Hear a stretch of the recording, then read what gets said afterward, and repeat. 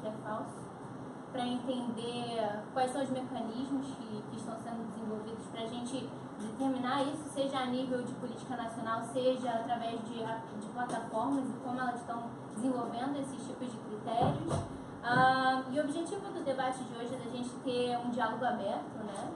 Promover uma reflexão crítica e aberta sobre esses mecanismos. Bem-vindos ao Igarapé.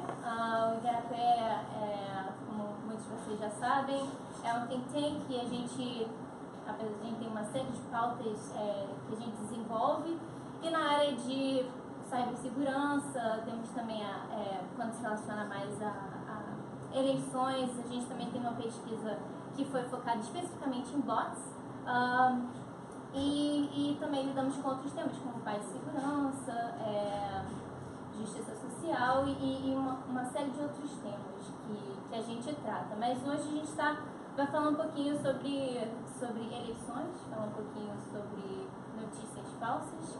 Se notícias falsas é um termo que a gente de fato tem que adotar, existe uma série de outros termos que surgem como sinônimos para talvez atender a nuance de se determinar o que é falso e verdadeiro. Às vezes falar que é desinformação acaba surgindo como uma das respostas a essa dicotomia. Mas eu queria apresentar vocês aqui. Sejam bem-vindos. Meu nome é Luiz Marliurel, sou coordenadora do projeto de Segurança Cibernética e Liberdades Digitais. Aqui do meu lado, Luísa Lobato, administradora do projeto. Minha frente, Rob Mulgar, diretor do Instituto Igarapé. E ao meu lado, Maurício, que vai ser o moderador dessa sessão. Maurício, professor da UERJ, no Departamento de Relações Internacionais. Maurício, obrigada por estar aqui, e vamos ao debate. Boa tarde, pessoal. Vamos começar convidando os nossos palestrantes a virem compor a mesa. Lucas Teixeira, da organização Code Rights. Francisco Brito Cruz, do Internet Lab. General Jaime Queiroz, do Centro de Defesa Cibernética. Rodrigo Teperino, da ANIM. E Douglas Silveira, da Agência Lupa.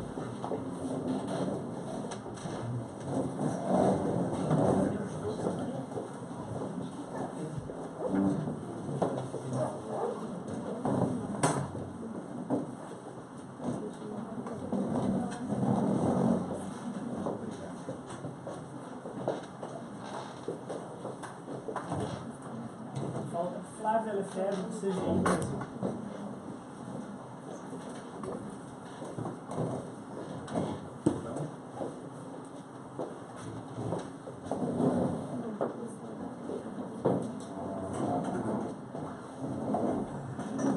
Temos uma mesa grande, muitos panelistas, e a ideia, claro, é que a gente possa ter um tempo adequado também para o debate com a plateia. Então, eu pediria a cada panelista que, por favor, a gente fosse breve nas observações, algo em torno de 7 minutos, uma pequena tolerância, que não vai ser muito, infelizmente, mas para a gente poder realmente ter um tempo grande para o debate com a plateia. Né? Eu sugiro, então, que a gente siga a ordem alfabética, né, dos panelistas, começando então com o Douglas Silveira, da Agência Lupa. Bom, a Agência Lupa é a primeira agência de notícias do Brasil, criada esse ano agora, em 17 de novembro, fizemos 2 anos. Ela já é de uma ideia antiga, né, que data desde 2014, quando a Cris Tardáguila, que é a diretora da agência, foi na entrega do prêmio do Gabriel Garcia Marques e conheceu o Chequeado, que é a plataforma de checagem da Argentina, e eles estavam concorrendo ao prêmio, e quando ela viu o vídeo da entrega do prêmio, eles não ganharam nesse dia, mas a Cris ficou completamente encantada com aquele trabalho que estava sendo criado ali, que estava sendo premiado na Argentina. E aí ela falou, não, preciso levar isso para o Brasil. Né? Naquela época a Cristina trabalhava como subeditora do jornal o Globo, né? Então, na verdade, a ideia de se criar a Agência Lupa ela data antes, né, de 2 anos atrás, de 2015, quando a Lupa foi criada efetivamente, quando o Cris voltou para o jornal, o Globo, e falou: precisamos criar um blog que seria a primeira plataforma de checagem para checar as eleições de 2014. Né? Então criou-se o blog Preto no Branco, que na verdade era o que consiste o trabalho da Lupa e também o Preto no Branco. Você pegar frases ditas por políticos, né, naquela época, e fazer uma pesquisa a partir de dados, né, de bancos de dados públicos, para saber se aqueles políticos estavam dizendo a verdade. Bom, a partir dessas frases, eram um pouco mais de 300 frases checadas, né, dos presidenciáveis daquela época, notou-se que quase 50%, né, quase 50%, 47% por aí, de frases, né, ditas pelos candidatos ou eram completamente equivocadas, falsas, ou tinha algum grau de desinformação, né? Então, a partir daí, as pessoas começaram a consumir demais esse tipo de notícia. A princípio, o trabalho do Preto no Branco era divulgado apenas num blog, que gerou página do jornal e primeira capa da seção de política. E isso ocupou durante todo o processo eleitoral os primeiros lugares, né, de leitura dos assinantes do Globo, dentro da seção política, que engloba aí também país, enfim. Então, nessa mesma época, se concorreu às checagens do blog Preto no Branco, concorreu aí com o incidente na Boate Kiss, né, e tantas outras notícias de relevância na época. Bom, a partir desse momento, a Cris Tartaglia falou: bom, temos aí um grande projeto nas mãos, há público para isso, as pessoas querem consumir isso, e aí foi quando surgiu a negociação, enfim, todo o trabalho de criar a Agência Lupa. Né, nós recebemos um investimento da revista Alvinegra, que é a mesma, né, que investe na revista Piauí. E é importante colocar que nós somos uma empresa, ou seja, nós somos uma agência de notícias que vendemos que vende todo o nosso conteúdo para os principais veículos de comunicação. Então aí nós temos como cliente Folha de São Paulo, a própria revista Piauí, já tivemos a revista Época, CBN. Né, nós temos total independência editorial. Essas empresas, né, às quais a gente vende o nosso conteúdo, não nos pautam, né, então toda a pauta, todo o conteúdo surge dentro da própria Agência Lupa, e a partir daí a gente vende o nosso conteúdo, e o nosso trabalho também é basicamente esse. A gente pega, hoje a gente checa de tudo, de saúde, educação, enfim, mas a gente, por conta desse aquecimento aí da política, dessa loucura que tem acontecido no Brasil nos últimos anos, a gente está focado muito em cobrir a parte de política, né? E já preparando o cenário, isso já desde que a Lupa foi criado, pensando nas eleições de 2018. Né? Nós começamos com 4 profissionais, hoje nós somos 12, né, entre repórteres. Eu sou Douglas Silveira, como já foi apresentado, sou gerente de comunicação da Lupa. Todo o meu trabalho foi dentro da publicidade, e aí a gente também conta, né? Nós não temos só jornalistas, grande parte da equipe da Lupa é formada por jornalistas, mas nós temos também quem cuida das mídias sociais, eu que sou publicitário, nós temos uma pessoa responsável pelo comercial, e toda essa turma unindo esforços na luta contra a desinformação e tal. Falamos um pouco aí da questão da nomenclatura de fake news e tal. Vale lembrar que a Lupa, ela faz parte de uma instituição internacional chamada IFCN, International Fact Check Networking, que na verdade reúne mais ou menos 130 plataformas. Acho que esse número é do início do ano, talvez já tenha aumentado algumas plataformas, com mais de 45 países envolvidos. No Brasil, nós temos somente 3 agências, plataformas certificadas pela IFCN, né, por essa instituição internacional, e a Lupa é uma delas, e a gente trabalha baseado em 5 princípios éticos. Primeiro, transparência na nossa metodologia. Então, todas as plataformas de checagem certificadas pela IFCN precisa ser clara na sua metodologia, precisa estar descrita para que o público possa ler como a gente checa, né, os discursos dos políticos, de celebridade, instituições e assim por diante. Nós precisamos ter transparência na nossa fonte. Não existe checagem na Lupa se você não puder revelar a sua fonte. Então, às vezes, a gente tem uma matéria ótima com fonte quente, mas não podemos revelar a fonte ou o conteúdo quem nos disponibilizou esse conteúdo. A gente cai com uma matéria se a gente não puder revelar a nossa fonte. Então, todas as nossas matérias elas são hiperlinkadas porque a gente tem uma premissa.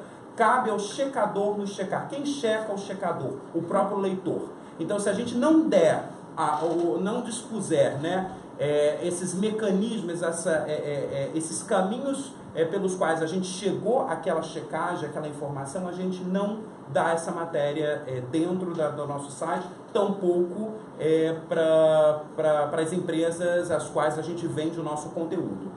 Terceiro código de ética da Lupa e da IFCN, transparência no seu financiamento. Então você precisa dizer quem te financia, né, da onde vem o dinheiro, quanto você recebe por ano para manter essa instituição. Então todo o dinheiro que entra é preciso estar claro, né, dito aos leitores como é a forma de financiamento, seja de um projeto ou do próprio conteúdo como um todo. Quarto, código de ética da Lupa e da IFCN, transparência na sua política de correção. A gente entende que até checador erra. Então, na verdade, se você comete um erro, como você se retrata com o seu leitor?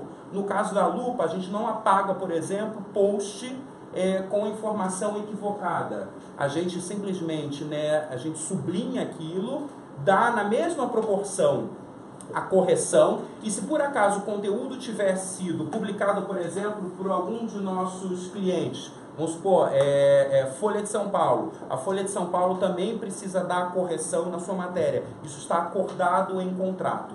E o quinto e último código de ética da Lupa é apartidarismo. Né? Nós não trabalhamos para atacar nem defender ninguém. Tampouco a gente não trabalha para mudar a opinião de ninguém. O que a gente faz é pesquisar a partir de dados públicos, né, a informação correta, a gente entrega para o leitor essa informação e a partir daí ele tira suas próprias conclusões e faz o que ele quiser com essa informação. O trabalho é nosso apenas de entregar a verdade dessas informações, né, a correção de algum dado equivocado, e a gente mostra por meio dos hiperlinks e tal, né, onde a gente chegou àquele dado, onde a gente tirou, tudo datado, para que o leitor possa nos checar. E a partir daí, ele tira suas próprias conclusões. Então, no geral, esse é o trabalho da Agência Lupa, né, e acho que daqui para frente a gente pode conversar um pouco mais sobre os outros desdobramentos ao longo desses 2 anos de existência da agência. Douglas, muito obrigado. Vamos agora para a nossa próxima palestrante, que é a Flávia Lefebvre. Flávia é advogada, mestre em Direito pela PUC e representante do terceiro setor no Comitê Gestor da Internet no Brasil. Bom, obrigada ao Instituto Igarapé pelo convite, pela oportunidade. E eu queria começar dizendo que eu concordo eu recebi um e-mail, né, de convite aqui para vir para esse evento, e no convite estava dizendo que a gente está vivendo um horizonte legal incerto que se coloca diante da sociedade conforme nos aproximamos das eleições. Eu acho que é isso mesmo. Eu não diria que existe uma incerteza legal generalizada, mas com relação a alguns aspectos a gente poderia, e a gente ainda está numa fase de construção de como juridicamente a gente lidar com desafios colocados pelo grande potencial das novas tecnologias, utilizadas na internet no que diz respeito à disseminação de informação, de ideias, de discursos, né?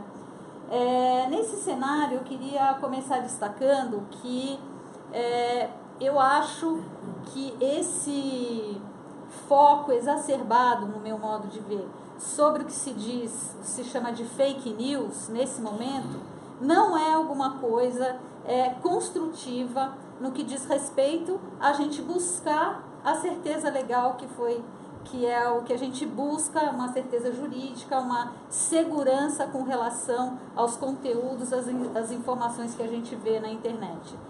Primeiro porque verdade é um conceito altamente subjetivo, mentira também. A mentira sempre existiu, muito antes da internet. Os discursos enviesados por interesses políticos privados sempre existiram. O abuso de poder econômico por grandes grupos sempre existiu. Quer dizer, todas essas coisas não são novas, né? E a humanidade caminhou e enfrentou esses desafios, nós brasileiros, em cada eleição, e estamos assumindo as consequências do que aconteceu até então. O que é novidade nesse cenário? A novidade é a abrangência, né? Que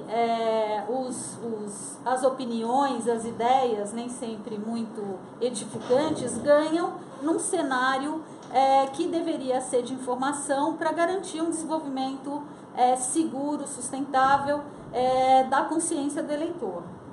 Então, eu acho que a gente discutir a segurança jurídica, a verdade e a mentira na internet num cenário de eleição pode nos afastar do que eu acho que são os pontos principais, e eu gostaria de colocar aqui algumas perguntas que eu formulei e que eu acho que essas perguntas deveriam nos orientar a encontrar os caminhos para a gente ter um processo democrático, né? Um processo transparente no desenvolvimento de campanhas eleitorais desenvolvidas na internet.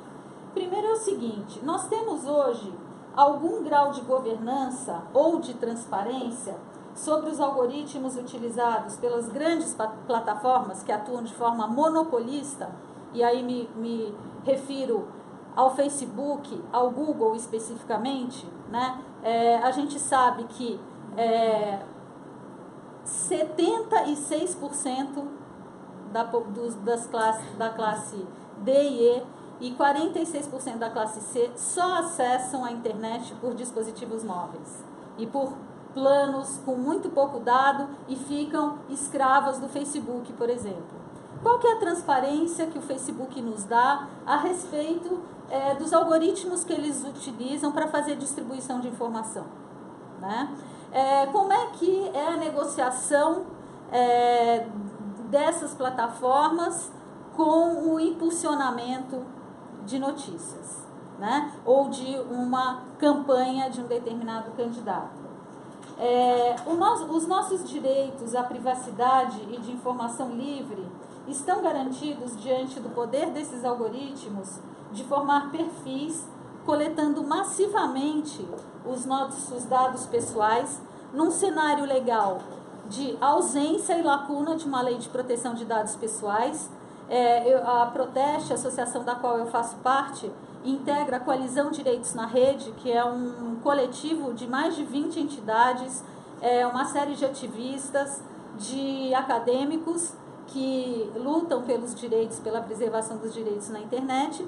E a gente tem bastante essa preocupação, né, de como que a gente pode proteger e garantir não discriminação, não desinformação, sendo que a gente sabe que os nossos perfis são utilizados para focar determinados conteúdos, não só no que diz respeito à propaganda, a interesse comercial de determinados grupos, mas nas questões eleitorais também. Como serão utilizados os nossos dados pessoais num contexto de ausência dessas leis, né? Outra questão que nos preocupa bastante, isso já focando a defesa do direito à liberdade de expressão, qual que é a extensão que vai se dar né, a proibição da Constituição Federal do anonimato, né? Que interpretação se dá a isso, né? Vou trazer aqui o exemplo de pessoas que usaram pseudônimos para escrever grandes obras literárias e que não cometeram crime nenhum. Se, por um lado, a Constituição Federal proíbe o anonimato, por outro lado, também a Constituição garante o direito de liberdade de expressão e as liberdades e os direitos políticos. Como é que a gente interpreta de uma forma harmônica, equilibrada, esses dois direitos? Se quiser fazer e expor uma opinião contrária ao status quo hoje de um governo, de repente, autoritário, eu preciso necessariamente me identificar se eu não estiver fazendo um uso indevido, abusivo do meu direito de liberdade de expressão, né? Como é que a gente vai tratar disso? A gente vai demonizar o anonimato? A gente vai demonizar a utilização de perfis falsos, né? O que é considerado fake news, ou ainda quem ou qual algoritmo vai definir o que é verdade, o que é meia-verdade, o que não é consistente, o que é uma notícia de baixa qualidade, o que é teoria da conspiração. Por que eu estou utilizando essas expressões? Porque o Google, em abril desse ano, divulgou que passaria a alterar seus algoritmos para apresentar o resultado de buscas, tirando, né, as notícias de baixa qualidade, as fake news e as teorias da conspiração. Eu diria o seguinte: quem defendia, por exemplo, e defende até hoje, que o impeachment da presidente Dilma foi um golpe institucional e que isso foi chamado de teoria da conspiração, nesse contexto não teria direito a apresentar a sua opinião? Outra coisa, nós vamos demonizar a utilização dos bots, que é uma tecnologia que tanto pode ser usada para o bem quanto pode ser usada para o mal. Se a gente pensa em campanhas políticas de candidatos que não têm um grande poder econômico, a utilização dos bots feita eticamente, respeitando direitos, respeitando limites éticos, não me parece que deveria ser proibida. Mas como é que nós vamos lidar com isso? E aí eu queria perguntar também o seguinte: como é que vão ser distribuídas, né, essas notícias, né, essas campanhas, num cenário em que a lei eleitoral, a mini reforma da lei eleitoral que saiu agora, falou o seguinte, vou pegar aqui para não ler o que não corresponde ao dispositivo da lei, que fica proibido, deixa eu ler aqui, vedada a veiculação de qualquer tipo de propaganda eleitoral paga na internet, excetuado o impulsionamento de conteúdos. Bom, impulsionamento é uma palavra utilizada para determinadas plataformas, especificamente para o Facebook. Então, se eu sou uma empresa de agência de assessoria de imprensa, por exemplo, eu não vou poder vender os meus serviços, né, para, por exemplo, mandar mensagens para fazer campanha política na internet, né? E isso é uma outra questão que a gente tem que considerar. Como é que vai ser a prestação de contas das plataformas, né, considerando as obrigações da lei eleitoral e do TSE, com relação a quanto vai se investir por campanha, por candidato, né, nesses impulsionamentos? Como é que essa prestação de contas vai ser feita? Qual é a relação entre as plataformas, as empresas que promovem o relacionamento, estou acabando, né? O relacionamento com outras empresas que fazem a verificação da verdade ou mentira das notícias, ou da consistência ou não das notícias. Então, eu acho que focar em fake news, né, é a gente adotar um discurso importado, né? Nós temos problemas aqui maiores que a gente deve enfrentar, e que, se a gente quer garantir democracia no processo eleitoral e transparência e evitar desinformação, eu acho que a gente tem que se preocupar com essas outras questões que eu coloquei, também, obviamente, com a desinformação, com a utilização abusiva, né, de bots, de perfis falsos, enfim, de posturas antiéticas numa campanha eleitoral, mas o nosso foco tem que ser bem maior. Bom, estou aqui para debater. Obrigada, desculpa ter ultrapassado. Obrigado, Flávia. Vamos agora então a Francisco de Carvalho de Brito Cruz, diretor do Internet Lab.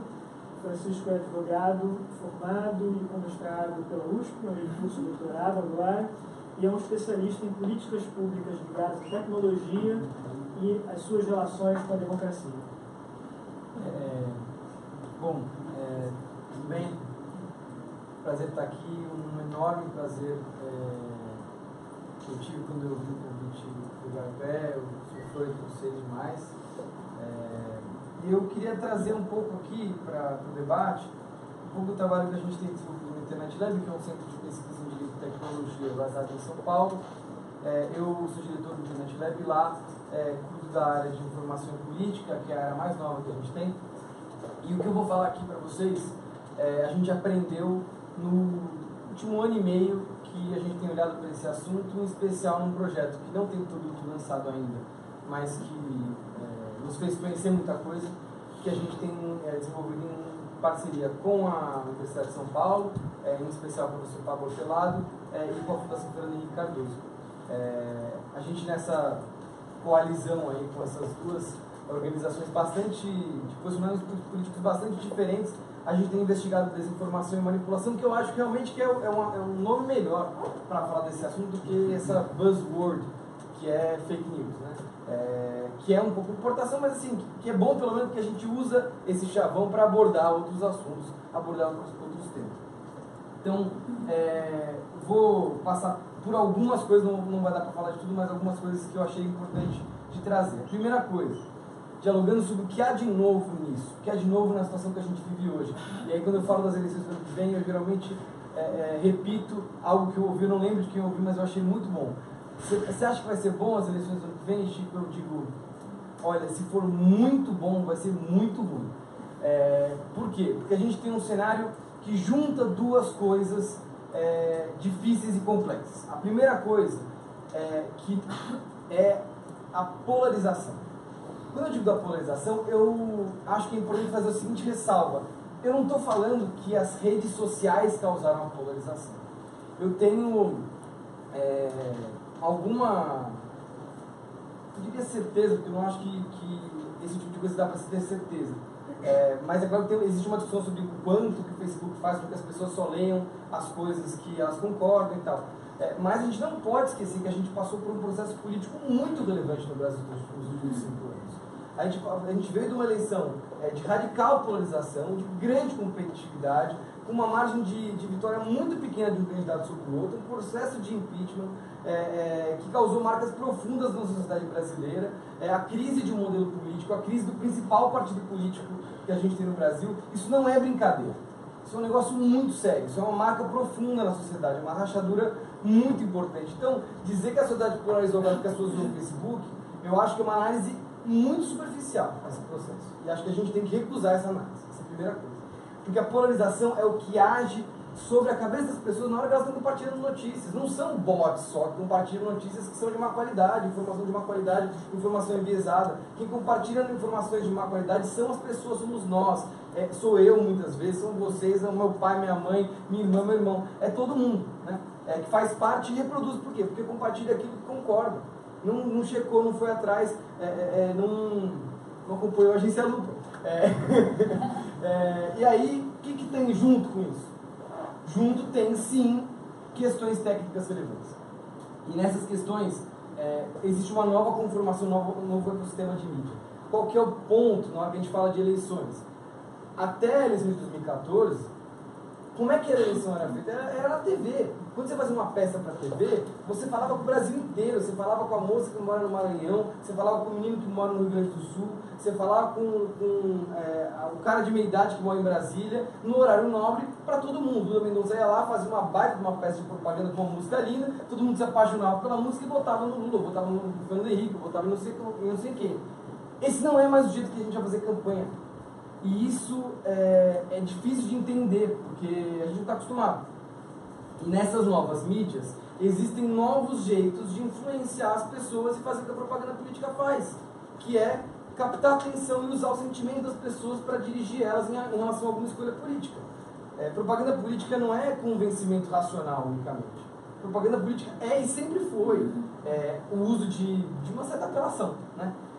E aí, quando a gente fala dessas novas técnicas, as possibilidades abertas por essas novas técnicas, a gente fala da possibilidade de manipulação da identidade e, por consequência, de identidade de perfis, né? Perfis que podem ser robôs, mas perfis que podem ser uma combinação entre robôs e pessoas. E aí fica difícil, porque na polarização, as pessoas se comportam como robôs e os robôs cada vez mais se comportam como pessoas. Então fica ainda mais confuso, né? A gente tem a possibilidade de a difícil competição entre gente que produz informação de qualidade com gente que produz informação de muita baixa qualidade, a um custo muito menor e com muito sensacionalismo, ou seja, o número de views, de page views que tem Folha de São Paulo, o Globo, isso são dados do monitor do debate político no meio digital, do professor Pablo Hortelado. Ele monitora isso todo dia. Quem tem muitos views, quais são as notícias mais clicadas? Folha de São Paulo, o Globo, ao lado de Jornal Livre, ao lado de vários outros veículos, são, por um lado, menos tradicionais, e não é problema serem menos tradicionais, mas são mais sensacionalistas, utilizam a polarização para ganhar cliques, muitas vezes não fazem checagem de dados, não publicam o autor das suas matérias, não passam por nenhum dos protocolos que o Douglas estava falando com vocês. Então, a gente chega num momento que essas ferramentas técnicas podem passar a ser utilizadas. E aí, isso, juntando com a polarização, é o cenário que eu me preocupo. E aí, eu sei quanto tempo eu tenho, mas eu queria dizer sobre a justiça eleitoral. A gente tem que ter um debate sério sobre a justiça eleitoral, porque ela é uma justiça complicada. Ela não é a justiça comum. Quando eu digo isso, eu estou querendo dizer o seguinte: ela não vai olhar só num pleito que está olhando para, por exemplo, alguém ofendeu alguém. Ela não vai só julgar se alguém de fato ofendeu alguém. Ela vai julgar se aquilo ameaça a igualdade de condições no pleito eleitoral, porque ela é guardiã dessa competição.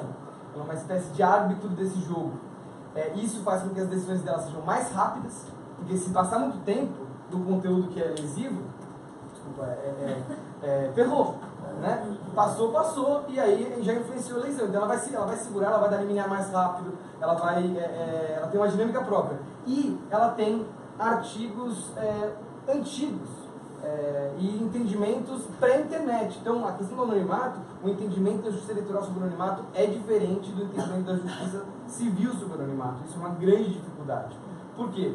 Justamente porque visa-se proteger a competição eleitoral. E isso é algo que os juízes eleitorais não estão necessariamente dispostos a abrir mão. É necessária a construção de novos instrumentos jurídicos, de novas interpretações da legislação eleitoral. E aí eu começo a encerrar dizendo o seguinte: tem um artigo da lei eleitoral que estava vigente antes do artigo que a Flávia falou, que é o seguinte, artigo 242 do Código Eleitoral, que diz: a propaganda, sempre que seja a sua forma ou modalidade, qualquer seja a sua forma ou modalidade, mencionará sempre a legenda partidária, etc, etc.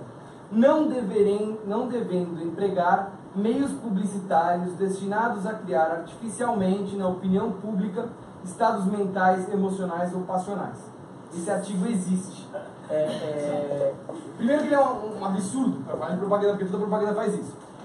O segundo, o jeito que os eleitoralistas, quem estuda direito eleitoral, via esse artigo antes da internet, nossa, esse é um artigo que a ditadura colocou no Código Eleitoral. Ele é antigo, ele é da década de 80, 70, 80, para tentar controlar a propaganda dos seus opositores. Ele é um artigo para censurar a propaganda, né? Um artigo conservador.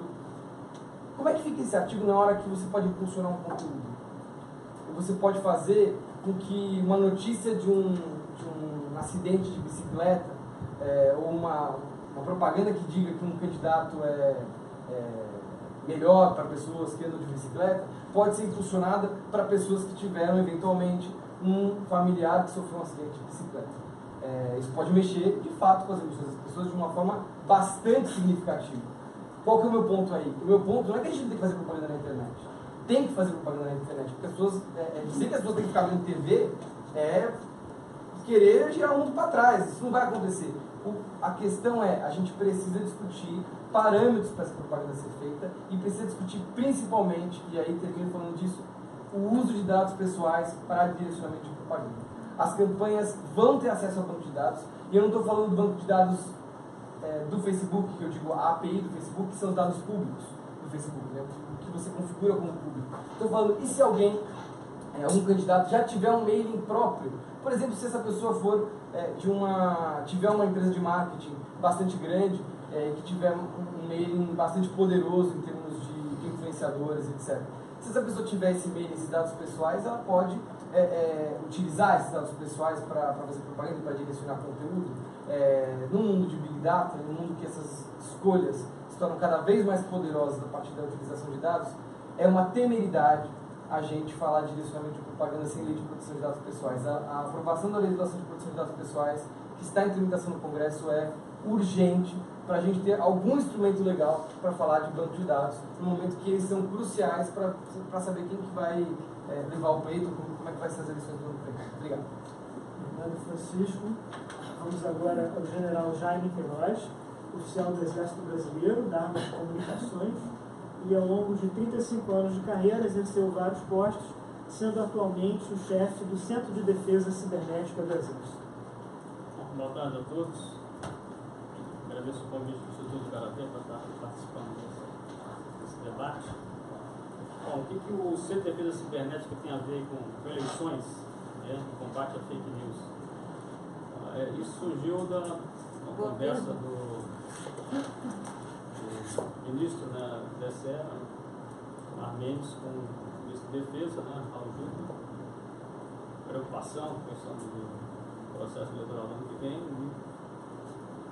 O ministro sugeriu que nós estivéssemos trabalhando juntos nesse sentido. E então isso culminou na semana passada, houve uma reunião lá no TSE, e nessa reunião foi decidido a criação de um conselho consultivo sobre internet e eleições.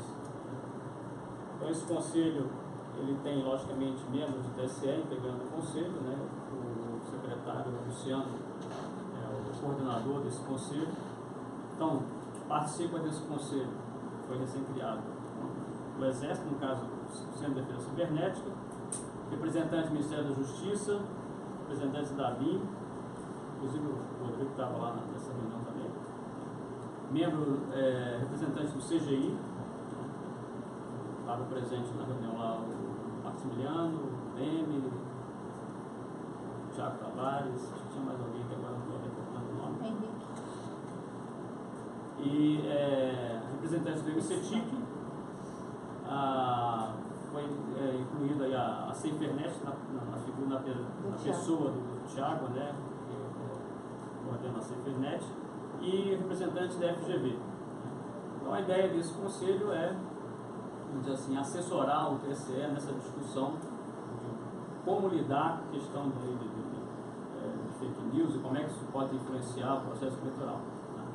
Isso foi então, a reunião foi bem rápida, foi simplesmente para informar que o TSE tinha decidido criar esse conselho, e ontem ocorreu a primeira reunião do conselho, e foi discutido algumas coisas, e isso foi sugerido, algumas sugestões foram sugeridas durante essa reunião. Primeiro, a criação de uma cartilha, e fazer uma campanha de conscientização para a população em geral. A ideia da cartilha deve partir, inclusive, lá do próprio CERT, que costuma fazer diversas cartilhas de orientação pública em geral, de uso da internet, como se proteger, etc. Outro objetivo que os membros do Conselho estão envolvidos é fazer uma análise da resolução que o TSE pretende emitir, que vai regular essa questão de uso da internet. Na reunião de ontem não foi apresentada ainda a minuta, então eles ficaram de enviar a minuta para todos os representantes do Conselho, para que se fizesse um estudo, uma análise e se propôsse sugestões e modificações dessa minuta, dessa resolução que eles pretendem regular, né? Foi sugerido aí a criação de um ambiente virtual para recebimento de sugestões e denúncias sobre fake news. Não ficou exatamente definido quem vai fazer e como vai fazer, mas são sugestões que surgiram, né? Então a ideia, ou seja, ninguém sabe exatamente como que vai se fazer, o que se vai fazer, né? Qual o papel de cada um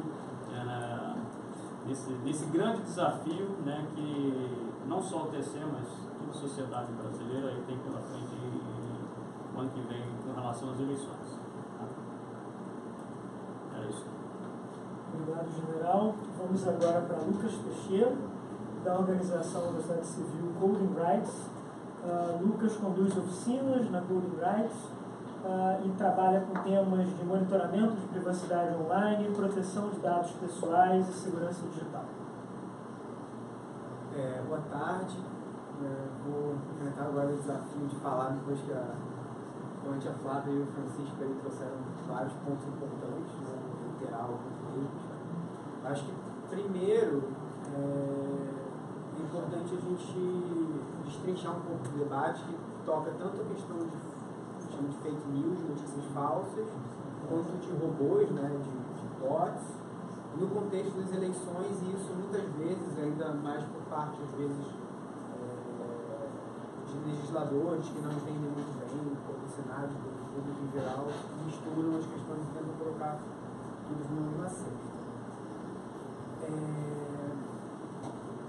As notícias falsas seriam principalmente agências, né, ou não agências, mas grupos que criam portais, às vezes, somente para fazer esse tipo de notícias, né? Eu acho que até o risco que se pensa quando se pensa isso como uma ameaça externa, né, seriam agências, às vezes, em outros países que estariam lucrando com isso, estariam fazendo agências somente para fazer esse tipo de notícia. Mas, às vezes, isso também é usado para falar sobre notícias, às vezes, distorcidas, né? E aí, conforme o debate fica um pouco mais complexo e difícil de entender, às vezes a gente vê até líderes tentando usar isso para falar simplesmente de um portal de notícias com o qual ele não concorda.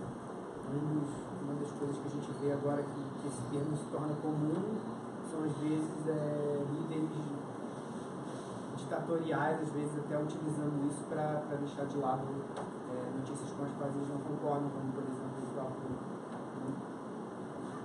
Trump faz isso numa certa medida, mas o Duterte das Filipinas, a gente vê vários líderes usando isso como duas palavras que você usa para botar um jornalista para lá.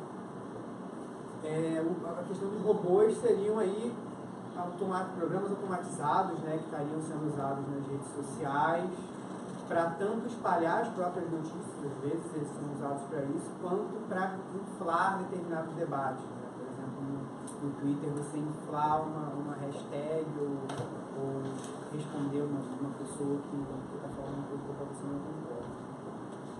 Sobre a questão das fake news, eu acho bastante importante a gente analisar com cuidado quanto realmente isso tem uma efetividade no debate político, quanto isso realmente orienta a opinião pública, né? Então, eu acho que o Francisco falou, isso às vezes não está tão claro. Não existem muitos estudos, mas existem pelo menos 2 estudos aqui que eu encontrei. Um deles se chama Social Media and Fake News na eleição de 2016, que é de pessoas da Universidade de Nova York, e outro que é o poder de Agenda Setting Power, o poder de você estabelecer uma agenda política com fake news. Foram pessoas da Universidade de Colorado Boulder e Boston que trazem uma perspectiva diferente, de que, na verdade, as fake news estariam só sendo compartilhadas principalmente por pessoas que já estão polarizadas. Ou seja, você a tendência da pessoa de compartilhar uma opinião que ela já tem e dificilmente que ela vai mudar, enquanto o grosso da população que não tem uma opinião formada não estaria sendo tão impactado assim. Então, embora ainda sejam dois estudos, seja uma coisa que está acontecendo agora, talvez seja importante a gente tentar entender melhor academicamente o quanto isso está realmente sendo relevante. E aí, enfim, existe essa questão tanto de um perigo externo, que aí a gente estaria pegando ameaças que agora estão preocupando, por exemplo, dos Estados Unidos, dos países da Europa, mas que talvez não necessariamente seja tão perigoso assim para a gente com outras coisas voltadas mais para os próprios partidos políticos internos, né, internamente no Brasil. E aí eu não veria tanto a necessidade de envolver, por exemplo, o Exército e a BIM como está se colocando, se a gente está se preocupando mais com uma ameaça que foi exemplificada, por exemplo, pelo Francisco, de você usar as redes sociais para impactar as pessoas emocionalmente, trazer elas para lá ou para cá, através do pagamento de publicidade, de impulsionamento.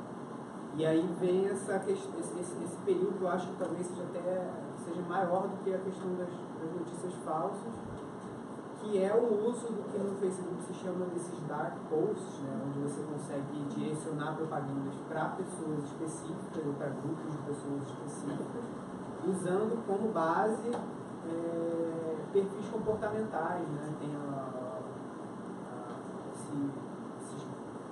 essa metodologia que chama Ocean, né, que você pega 5 traços psicológicos que seriam neuroticismo, extroversão, amabilidade, consciencialidade e abertura para a experiência. Através de testes no Facebook ou de coisas que você vai deduzindo a partir do comportamento da pessoa na rede, você consegue facilmente montar esse perfil psicológico que orientou, no caso aí do Trump, no Brexit, orientou como as propagandas iam ser direcionadas a grupos de pessoas, de forma que um grupo muito pequeno de pessoas que têm determinados gatilhos psicológicos ou emocionais estaria recebendo uma propaganda que outras pessoas e o próprio partido político não estariam nem vendo, né? Porque no Brasil é bem relevante porque não sei dizer exatamente qual parte da legislação eleitoral, mas é muito importante que os partidos possam checar o que um ou outro está fazendo com propaganda política para questionar isso. E se você nem tem acesso ao que está sendo exibido pelas pessoas, fica difícil você questionar, reagir num processo eleitoral em que, às vezes, 3 dias você não reage e aí você já perdeu o tempo que era necessário para você reagir no prazo apertado de campanha. Isso também traria essa preocupação com os próprios algoritmos do Facebook e como funciona o funcionamento, o que eu traria então como uma necessidade, uma maior transparência dessas plataformas, né? Tanto no caso do próprio algoritmo, quanto o financiamento que vai ser gasto por cada partido, por cada organização em torno dessa campanha eleitoral. Mas ainda assim, existe essa pauta das notícias falsas, é uma coisa muito emergencial de ser tratado, né? Que já está sendo tratada como a tal da força-tarefa que está sendo criada. Então, para começar, eu acho que uma das grandes questões por trás disso é o fato de que as pessoas não checam as notícias, né? Existe a lupa, existem uma série de iniciativas tentando trazer mais próximo das pessoas essa checagem, mas elas não estão checando, não tem o hábito e a consciência e a técnica mesmo para poder checar por conta própria. E eu acho que uma coisa que agrava isso também, aqui no caso do Brasil, é o fato de que a maioria da população está acessando a internet pelo celular, com planos limitados, com franquia de dados, às vezes ela só tem mesmo o próprio Facebook e o próprio WhatsApp, né, que aqui no Brasil a gente tem operadores que só permitem acesso a isso, dão esse acesso de graça, né, que é o Zero Rate, uma prática bem questionável do ponto de vista da neutralidade da rede, que traz, entre outras questões, essa justamente. As pessoas não podem sair, às Eles não podem acessar o site, ou se acessarem o site, se acessar outras coisas, vai consumir o pacote delas de banco, né? Então, teria que ser necessário tanto rever essa questão das franquias, quanto estimular as pessoas através de campanhas educacionais, através de parcerias também com checagem, de fato, trazer isso mais próximo da população, mostrar para elas, criar maneiras fáceis para elas, né, de acessarem esse ferramenta e tal. Também existe um desafio no Brasil, que é o fato da grande maioria das pessoas, até mais do que as redes sociais, acessarem o WhatsApp, né, estarem compartilhando notícias, compartilhando opiniões através do WhatsApp, que é uma ferramenta fechada, que você se reúne em pequenos grupos ou manda as mensagens pessoalmente, é uma coisa que você não consegue facilmente controlar, nem da perspectiva de remoção do conteúdo. E até isso tanto é verdade que existem alguns sites de notícias falsas que nem tem o botão de compartilhar no Facebook ou no Twitter, mas tem o botão lá de compartilhar pelo WhatsApp, que é um meio muito mais eficaz de você espalhar rapidamente esses boatos ou notícias falsas hoje em dia. Enfim, a questão do anonimato que foi trazida aqui, né, é uma questão com a qual a gente na comunidade se preocupa bastante também. Como foi dito, a Constituição ela garante a liberdade de expressão ao mesmo tempo em que ela veda o anonimato nessa perspectiva da liberdade de expressão. Uma visão, a princípio, dessa visão primária disso, diria que você deve impedir as pessoas de se comunicar anonimamente, de publicar anonimamente, mas a gente percebe, não só a gente na comunidade, como a própria relatoria de liberdade de expressão da ONU, diversas entidades internacionais e nacionais percebem que o anonimato ele traz garantias para a própria liberdade de expressão e para a privacidade, que também é um direito humano, né? Foi estabelecido como um direito humano pela ONU e não é um fim em si mesmo. A privacidade serve para você garantir a sua liberdade de expressão, a sua autodeterminação, suas várias liberdades partem a partir da privacidade.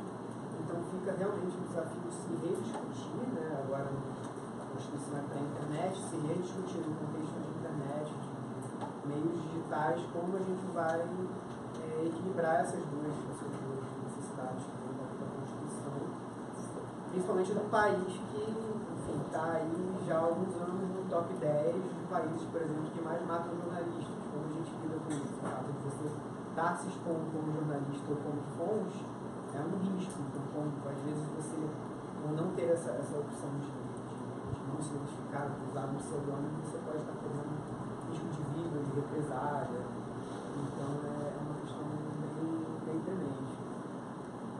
Acho que a gente deveria estudar abordagens alternativas à criminalização, abordagens de diálogo com as próprias redes sociais, como elas vão tratar isso de modo legislativo, abordar com as agências de checagem, em vez de trazer uma perspectiva mais criminalizadora e de trazer uma aparelhagem humanitária e de inteligência também de um problema que pode ser resolvido de outras formas. Se eu quiser estar participando do debate, desculpa. Obrigado, Lucas. Bom, vamos então agora à palestra de Rodrigo Teferino, que é oficial de inteligência da Agência Brasileira de Inteligência, na qual ele é diretor do CEPESC, que é uma unidade especializada em segurança cibernética. Boa tarde, obrigado pelo convite. O CEPESC é o Centro de Pesquisa e Desenvolvimento para a Segurança das Comunicações. Ele já trabalha há 35 anos na área de desenvolver soluções para a segurança da transmissão dos dados, em perspectiva de desenvolvimento dessas soluções e da criptografia embutida nessas soluções.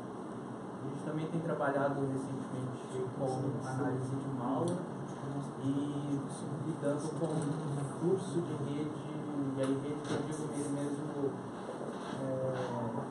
parte de infraestrutura mesmo, como esse comportamento de uma rede que possa ter sido atacada, como ele se comporta, né? Essas alterações. A agência, então, ela é inserida nesse contexto que a gente está tratando aqui, com a preocupação de interferência externa. A gente vê casos nos outros países, isso vem sendo uma sequência, né, onde estão acontecendo eleições, a gente está tendo sempre casos de interferência de outros estados, e a questão aí não é nenhuma de proteger determinado país ou não, partido ou não, mas sim da gente garantir que a liberdade da população fazer a escolha dela sem ter uma influência externa. Essa é a preocupação e onde a gente insere. O general falou dos primeiros resultados, ou início lá dos trabalhos do Conselho Consultivo. O que eu posso trazer aqui é um trabalho que eu sinto que está muito inicial, muito ainda trazendo ideias, trazendo questões técnicas, mas nada ainda de decisão. Acho que a agência foi convidada, então a gente está tentando levar algum conhecimento na parte técnica específica. A gente não vai entrar no mérito do que é ou não a notícia falsa, mas tentando levar algum conhecimento técnico, e assim como os outros integrantes. Né? E, assim, sendo bem direto, abrindo já o tempo. Obrigado, Caterina. O general Queiroz vai ter que sair às 6 horas para pegar um voo, então eu pediria que a gente começasse com as perguntas para ele. Depois a gente abre para os outros participantes. No mesmo voo. Então, quem tiver as perguntas para o general e para o Rodrigo Caterino, a gente começa por elas.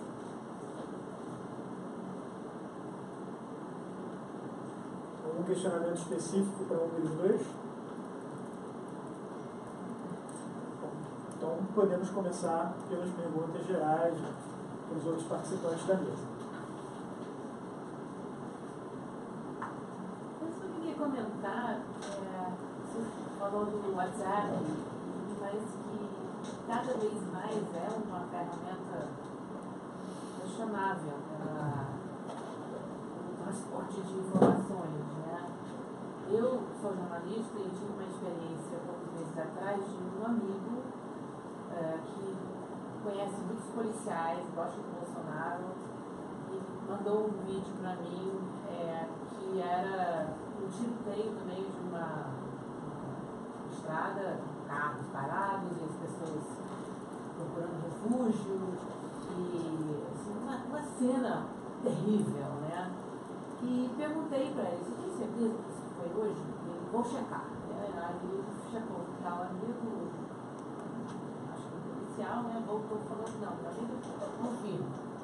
Aí eu publiquei no Facebook, né? E graças a Deus, na verdade, 2 pessoas logo viram e falaram assim: esse vídeo é de tal outro ano, né? Assim, nem sei quantos anos atrás que tinha sido. E esse tipo de coisa circula muito. Eu acho que os policiais do Rio de Janeiro, muitos deles têm um viés, né? Eles querem publicar um certo terrorismo que fazem, né? Sobretudo no WhatsApp. Eu gostaria de saber se vocês têm algum comentário sobre isso. Como que se pode esclarecer essas coisas, lutar contra elas, sei lá o que. Eu só tenho uma pergunta para a general e também para a BIM. Se você pode rapidamente dar uma vista de quais são os maiores riscos, na sua opinião, em termos de atores fora do Brasil que têm ameaça às eleições, que são implicados, digamos, em a propaganda digitais. Quando você volta na casa e você vai dormir, quais são os riscos que são mais preocupantes para vocês e seus equipos? Se pode dar uma visão para as pessoas aqui, se possível. Nós no Exército não vemos assim preocupação com essa questão das fake news, porque assim, não é o nosso negócio, né? Inclusive, deixamos claro lá na reunião do TCE, né? O Exército não tem nenhuma condições de dizer o que é fake news e o que não é fake news. Nós podemos, de alguma maneira, colaborar, ainda não está definido exatamente como, mas a partir do momento que alguém demande o TCE, olha, você foi prejudicado, foi postado alguma coisa, a gente tentar ir lá, ver se descobre qual é a origem ou não, né? Ou seja, um apoio técnico, né? Também é muito difícil, né? Uma das coisas que quem tem conhecimento da parte cibernética sabe que a atribuição é uma coisa extremamente difícil. Você garantir que a origem daquela informação veio de uma máquina X que está localizada em tal local, né? Existe uma sugestão, se tem indícios que seja dali, mas não quer dizer que seja dali, né? Então nós não temos assim, no momento, nenhuma grande preocupação de algum ator, de quem, pode ser qualquer um, né? No cenário atual, as ameaças podem ter surgido em qualquer lugar. Aí não existe nenhum indício, pelo menos até o momento, né? Não sei se alguém tem alguma outra informação, assim, de que potencial, né, influenciador seja um ator X ou Y. Posso fazer uma pergunta para ele? O senhor, qual a justificativa que foi dada pelo governo para incluir o Exército, as Forças Armadas, a BIM nessa tarefa de combate às fake news? A justificativa foi dada pela atuação que o CDC, né, fez nos grandes eventos, né? Por algum motivo se achou que também servia o mesmo modelo para apoiar essa questão, apesar de que é uma coisa completamente distinta, né? Obrigada. Dúvida, você queria fazer uma... Só, desculpa, seu nome? Júlia, é curioso você trazer essa dúvida e esse caso, porque acontece muito isso que a gente fala muito na agência, não só para jornalistas, mas também para a população como um todo, que a gente entende que, e acredita que a gente não deve criminalizar, né, quem na verdade posta notícias falsas, mas é um trabalho que a gente faz também de mudar a cultura, né, e das pessoas entenderem que notícia falsa, você compartilhar notícia falsa é um problema, né? Então, para muita gente fala assim, por via das dúvidas, né, mal ou bem, eu vou e compartilho, vai que seja verdade. Mas a gente fala isso, eu falo dentro da minha casa, não, mãe, na dúvida, não compartilha, porque o mal que você está fazendo é maior do que não ter compartilhado, né? Então hoje ela já entende, agora ela põe culpa na sobrinha, enfim, foi sua sobrinha, 2 anos e meio, pegou meu celular e mandou essa informação, mas enfim, o bom é que eu vejo isso, que é um termômetro dentro da minha casa, que as pessoas já começam a perceber que há um problema em você compartilhar notícia quando você não sabe a informação, quando você não checa. E aí tem uma questão interessante, porque muitas notícias elas não são falsas, mas elas são datadas de outra época. Exemplo, ano passado se formou uma fila em frente a um clube na Tijuca, né, de uma suposta oferta de emprego. E aí, enfim, o segurança quando chegou lá falou, o que está acontecendo aqui? Uma fila enorme. Não, porque nós viemos aqui por uma oferta de emprego que a gente viu nas redes sociais. De fato, essa oferta ela existiu, só que de 2 anos atrás era, não, isso é uma matéria... Não, mas está aqui, olha, foi compartilhado na internet. Ou seja, era uma informação verdadeira, né, mas que, na verdade, republicada com uma cara de novo, né, o que dá esse caráter de notícia falsa. E, por exemplo, dentro da própria agência, isso a gente também fala para o público mais leigo, ou que não conhece as ferramentas de checagem, a gente dentro, na própria internet, a gente tem ferramentas gratuitas que a gente consegue enxergar e ver a origem do vídeo. Então, com uma pesquisa breve, você consegue ver, por exemplo, a postagem original daquele vídeo ou daquela foto. né? Então, recentemente, por exemplo, a gente teve numa corrente de WhatsApp uma foto do juiz Sérgio Moro abaixado, né, que supostamente acho que ele foi pegar uma caneta, né, e aí tiraram essa foto e falavam, olha, Sérgio Moro chorando após a condenação do presidente Lula em primeira instância. Eu peguei aquilo, eu falei assim, cheguei para a equipe, eu falei assim, gente, isso tá rolando no WhatsApp. E aí o que a gente faz? Não, a gente se manifesta, porque isso já virou... Quando eu vi uma galera compartilhando, eu falo, não, gente, para, ele só foi pegar uma caneta. Aí a gente vai pegar essa foto, que foi publicada, de fato a foto é verdadeira, mas que não condiz com o contexto da época, mas que com uma busca simples é fácil a gente entender, porque na verdade as pessoas que não lidam diretamente com as novas tecnologias, com a internet, ainda consideram e entendem isso como um bicho de 7 cabeças, né? E vê como é fácil. São as pessoas que tendem a acreditar, mas é verdade, eu vi na internet. É isso. Acham que a internet é uma enciclopédia Barça. É isso. Eu tenho um aval. Exatamente. Em algum lugar. E aí são exatamente isso. E aí são pequenas dicas, né, para checador leigo, que a gente entende que nem só um repórter, um jornalista deve ser um checador, mas todo mundo. Minha mãe está aprendendo com isso. Minha mãe é um termômetro, é uma figura. E aí eu falo assim, gente, primeiro, dicas básicas, checa o URL da informação. Porque às vezes na própria a BBC, então, ela é assim, ela é campeã para ser confundida com uma notícia, com um site falso, né? Porque às vezes é bbc.com.br,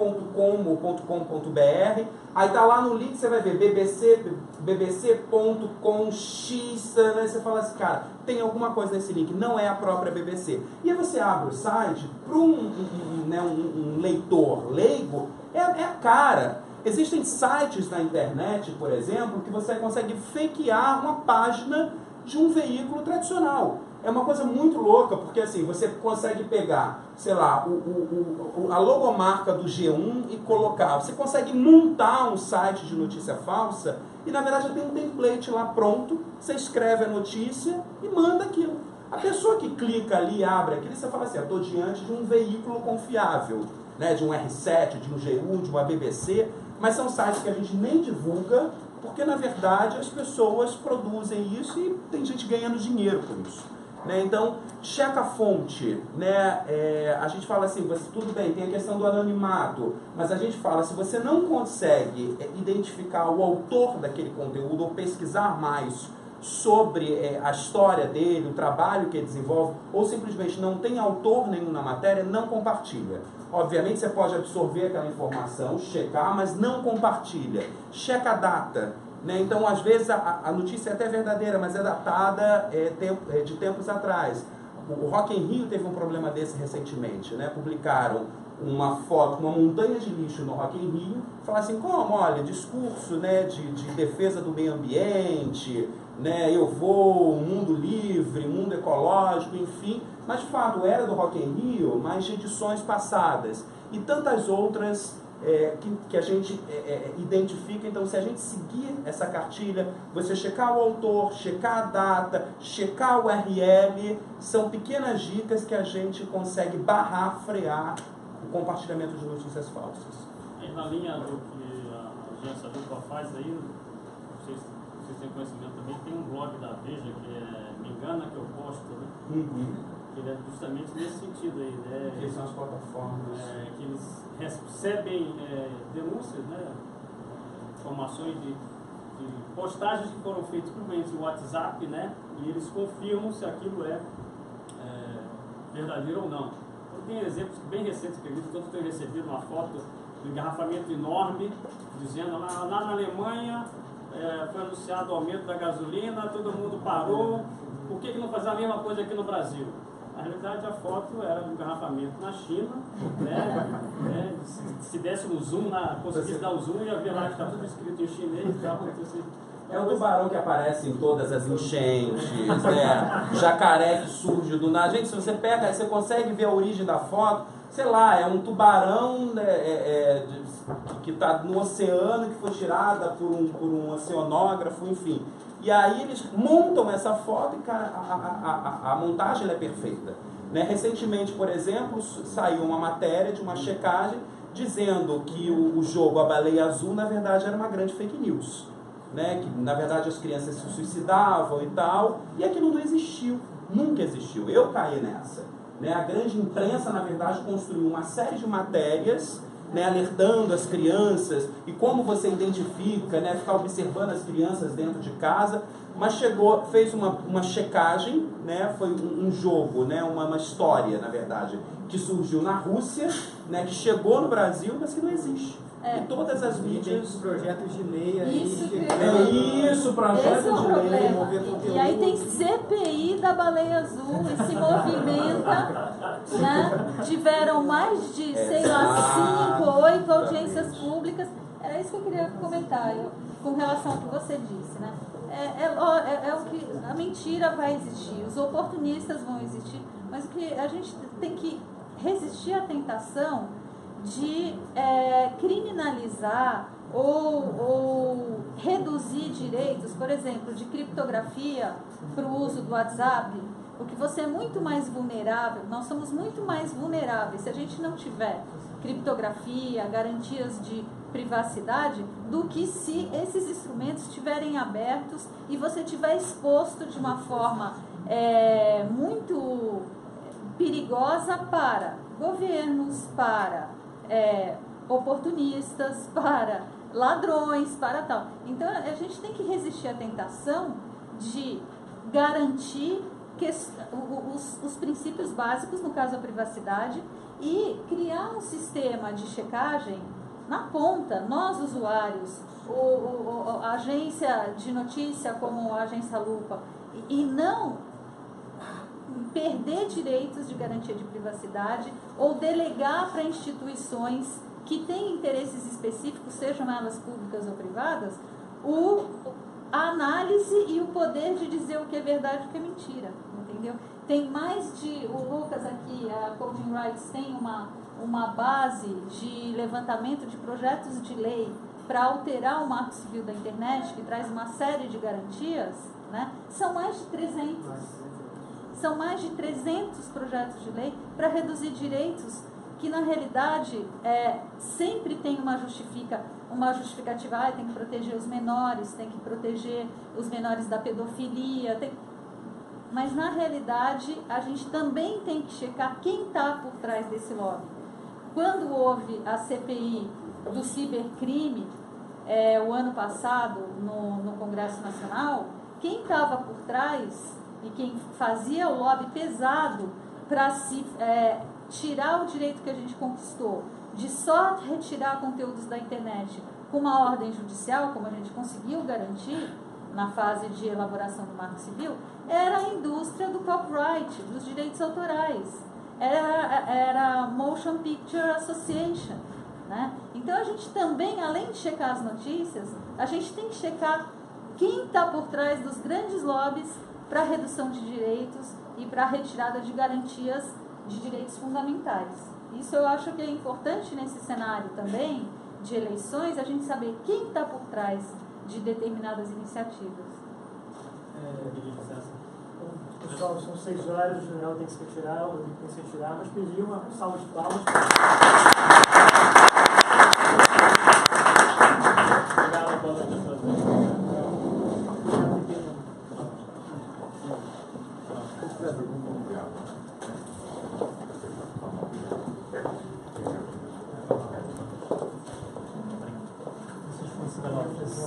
Não, eu ia dizer